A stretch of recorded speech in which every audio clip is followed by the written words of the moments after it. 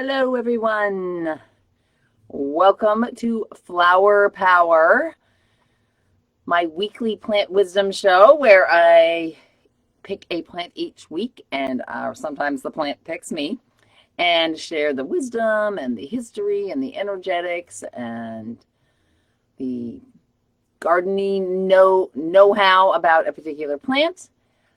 With you here in the group. My name's Allison, and I love everything plant, and I am so glad you're here with me today. Today's plant is Ocotillo, and this is a desert shrub that grows in the American Southwest and northern Mexico. It's not something that grows where I am, but it still has some very good wisdom to share and some good medicine as well. So it is February 1st, and that means we have reached the midpoint of winter here in the Northern Hemisphere. And this is the halfway mark between winter solstice and spring equinox. So we're sort of got half of that winter behind us, and we're looking forward to the spring. Many traditions celebrate this time of year and mark this with different celebrations, including the Imbolc from the Celtic tradition, and also Candlemas in the Christian tradition.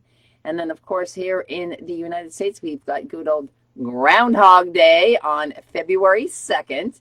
And as I am broadcasting this from New Hampshire, there is a giant winter storm going on, so I highly doubt that the groundhog is coming out tomorrow to tell us that we're going to be having an early spring. So don't get your hopes up for that one.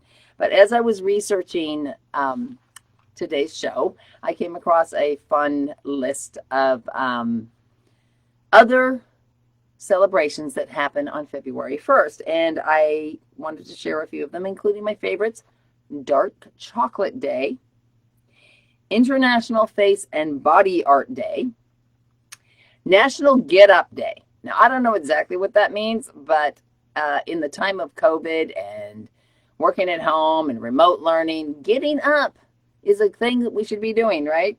Perfect for the pandemic. And then my favorite one I came across, which was Spunky Old Broads Day. And I am definitely putting that on my calendar for 2022.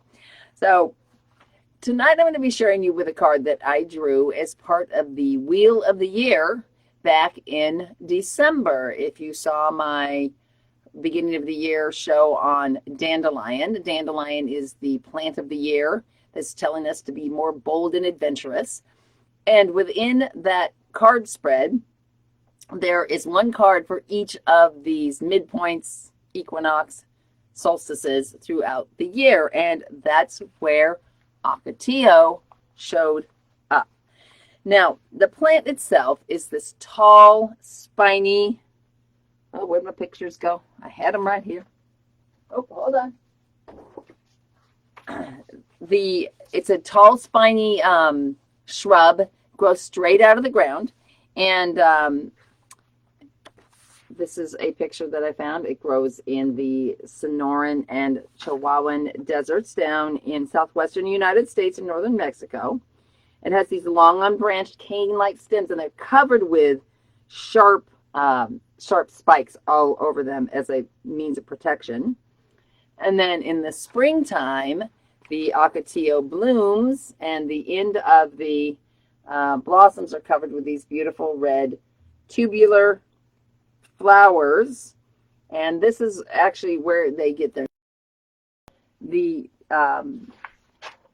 Ocotillo means little torch in Spanish. So here's another picture of the flowers there. And the thing that I thought was very cool is that this plant, these tubular flowers, bloom just at the right time to be able to provide hummingbird that are migrating through this area during this time. And here's another picture that shows you a little bit of the spikes on the stems there. Now, this plant is a drought deciduous plant, which means that the stems won't produce any leaves unless there's enough moisture available. And so what happens is these canes here will stay bare for months at a time until some rain comes. And there's actually chlorophyll in the stems, in the canes, that can kind of produce enough sugars and food for the plant to stay sort of in maintenance mode. But then once it rains, it puts out these leaves and it also blossoms. And so it's a very handy type of plant to have in your yard if you live in that area, because it doesn't require any watering. And so, as we know, in the desert, there's not a whole lot of extra water. So this is a great option for the landscape. You can plant it, it gets to be about 20 feet. You can plant it as like a shrub, a hedge, I mean. If you want to keep people or animals out of an area, those spines will definitely do the trick. I'm not going in there, right? So the medicinal uses of Ocotillo are many. It's been used by Native Americans for food, for fiber, and also for medicine. These seeds themselves can be harvested and they can be pounded into a flour. And then the flower buds can also be harvested and they can be dried or used fresh. And they make sort of like a lemonade tea, kind of like a hibiscus flavor type of tea. Or if you get them super fresh, there's enough nectar that you can pull out, and that can be used as sort of a sweetener. The roots are ground into a powder and can be used as a poultice or in a bath for injuries. But the inner bark of the branches is the most, commonly used part of the plant. Now, inner bark is something that's used on is medicinally used on a number of different types of trees and shrubs, such as black cherry and slippery elm. So that's a common part of the plant to be used. However, on Ocotillo, you got these huge spines on there, so you're definitely going to need some gloves, and you're going to have to be pretty dedicated to get to that medicine if you want to handle with those spines. So once you peel off the bark, you take out this inner bark, and then that is made into a tincture, which in this case would be an alcohol extract. Now, the primary use that I found for Ocotillo is as a lymph stimulant. So if you're not familiar, our lymph system runs through our body similar to the cardiovascular system, and it helps to remove and break down a lot of the toxins and waste products that our body no longer needs. You have lymph glands here. This is why your lymphs swell up when you're sick, because the lymph system is working overtime. Now, the lymph system doesn't have its own pump like the circulatory system, so the only way stuff gets moved around is when you move. And when you feel sick, you don't feel like a lot of times you can get a stagnant situation in your lymphs. Ocotillo comes in super handy to get it moving. And one of the other things that it does is it has an affinity for like the pelvic area. So really makes sense because there are a lot of lymph glands down in that area. It seems to really help in situations where the energy is kind of stagnant or stuck and swollen. And so I thought, well, maybe it's kind of like a metaphorical little bit of a puncture, like let's lance this and get stuff flowing and get it cleared out. It's also warming and stimulating, so that means that it works well as a decongestant and an expectorant. And anytime you warm something up, it's going to thin it out and it's going to get things moving. As I was researching this, I found this beautiful essay on Ocotillo that very well written and very thorough by Enchanter's Green blog. And I will put the link in the blog post of the show notes. So make sure and check out those show notes. They'll be in the link below this video. Now, next I want to get into the flower essence. And as you know, I love the flower essence. But I just want to ask, every time I find a flower essence and I read about it, I think to myself, wow, I really need that, right? Do you think the same thing when I'm going through these? Do you think, wow, yeah, that could be really super helpful? Like, do we really all need all these flower essences? I don't know. They always seem to resonate with me as something that I could really use. So, and that makes sense for this week because the flower essence for Ocotillo is useful for those who feel emotionally out of balance. Do you think a few of us might feel a little emotionally out of balance these days, right? So these people will tend to have like an overly emotional reaction to things, or even like a super violent reaction. And so what Ocotillo does, it helps to just ground the energies, bring it down and redirect them instead as a source of heart radiance. And I just thought that was so beautiful.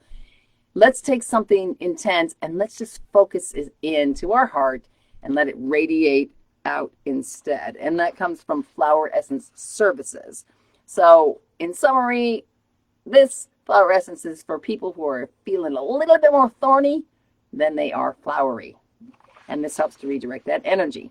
Now, Desert Alchemy Essences has this to say: Ocotillo gives insight into and acceptance of our emotions without feeling victimized by them.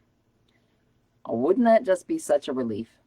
You know, to be able to express ourselves and our feelings and not get into this vicious circle of feeling like we have to say something and express them and then feeling judgmental about how we feel. So one of the messages we're getting into today is that Ocotillo is telling us, you know, you need to have a strong heart and a strong spiritual self in order to be able to have a healthy emotional life. And that comes from the Oracle card, which is over here in some weird place. I don't know if I can get this over here. Let me readjust. Can you see that? How did I get so far away? Well, I'll just hold it. All right, so this is our Oracle card. And this card, again, comes from the Herbcrafter's Tarot. And the saying for the card is this: protect your heartwood, but let your love blossom. Strong boundaries create healthy relationships. Give your whole heart to your cause. And this card is called the Adalita of Water. And the Adalita in this deck represents the warrior and activism and having a cause, and it corresponds to the knights in a traditional tarot deck, if you're familiar with that. And this card shows a woman's arm, or a woman who is been spending time alone in nature for personal renewal. She comes across an Ocotillo plant and infuses her water with beautiful blossoms. The landscape around her is beautiful and serene. Now, the message from this card is that you must be committed to nurturing your inner spiritual life. Because without a nourished spirit, you cannot give strength to that which is important to you. Your cause, your warrior cause. We all have like the warrior as archetype as part of us inside. So like the Ocotillo that's protecting itself with these spines, you also need to protect that inner core with strong boundaries. So this week we're pivoting towards a new season. We're coming into looking at spring on its way, and there will be a flurry of activity, and we'll be very busy, and we won't really have a lot of time to do this inner work. So now is the time to make sure that you are ready with a solid inner strength. So I want to ask you, how dedicated are you to the causes that are important to you? Have you taken the time to strengthen your convictions? Will you be ready if you need to take a stand on something? This is the time to do this now. So the Ocotillo blossoms, they're at the very tip of the plant, and the plant's thorns help to protect those very important blossoms, the flowers, where we get the seed and how a plant regenerates itself through its seed. And so just like that plant, you need to protect that inner part that regenerates you, your heart and your spirit. So that's the message from Ocotillo tonight. Now, I have an extra bonus card for you tonight. I got a new Oracle card deck, and it's not a flower deck. It's this deck called the Starseed Oracle by Rebecca Campbell with Noel. And I thought I'd pull, since I pulled the Ocotillo back in December, I thought I'd pull another card just for right now. And this card says, jump in. And it has this beautiful, these are kind of like a cosmological sort of a card. And the picture here is an eye, an iris of an eye. And it looks like it's you know, some sort of galaxy. So it's been drawn that way. And so I'm just going to read you a little bit from here. So this says, jump in. Life bends for the courageous, and courageous is what you're being called to be. You're already facing the right direction. The only thing left to do is leap. You'll figure out the details as you go along. Things may not be smooth. Life on Earth rarely is, right? However, it's the rougher seas that teach us how to sail with glory. And once you know that, you can navigate any sea, ocean, or storm. So don't wait for permission. Don't stall until you feel ready. Take a deep breath, a good old run, and jump right on in. And when I read this, I didn't think like, oh, jump into all this stuff. I thought, jump in. So jump into your inner strength, into your heart, into your inner wisdom, and make sure you're strengthening that at this time. So thank you so much for joining me tonight. If you're interested in being part of a community that sharing our ideas about plants and working with herbs and all kinds of other fun things, feel free to join my Flower Power Facebook group, and I'll put the link down below. Until I see you next week, have a wonderful week. And if you're anywhere in the Northeast United States, I hope you stay safe in the storm.